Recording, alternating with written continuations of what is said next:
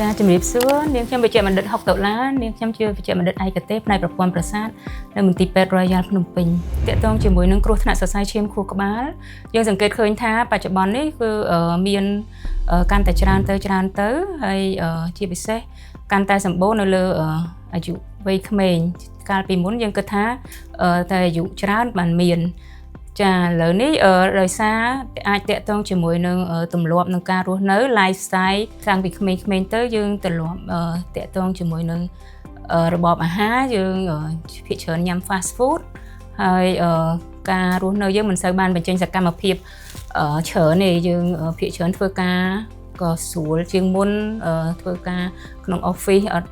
សូវបានបញ្ចេញកម្លាំងពលកម្មឬក៏ថាភាពសនុកសុខស្រួលពេកអង្គុយតែមើលទៅទូឬក៏មើលចុចទូរស័ព្ទអីហ្នឹងច្រើនពេកចាហើយអញ្ចឹងយើងឃើញការរស់នៅរាល់ថ្ងៃខុសពីមុនអញ្ចឹងបានជាមានអត្រាកាន់តែច្រើនជាងមុនបូករួមផ្សំជាមួយនឹងជំងឺគេហៅជំងឺធាត់នៅលើក្មេងជំងឺលើសគីឡូជំងឺទឹកនោមផ្អែមចាជំងឺលើសឈាមក៏មានច្រើនជាងមុនដែរហើយនឹងការសេពគប់ដូចជាការជក់បារីការជក់វ៉ែបចាការញ៉ាំស្រាលើសកម្រិតចាតកតងជាមួយនឹងការងារ stress ជាប្រចាំក៏ជាកត្តាហានិភ័យធ្វើឲ្យជំងឺ stroke នោះកើតមានកាន់តែច្រើនអញ្ចឹងដើម្បីការពារជំងឺ stroke នេះយើងត្រូវដឹងកត្តាហានិភ័យដូចដែលខ្ញុំបានរៀបរាប់ហ្នឹង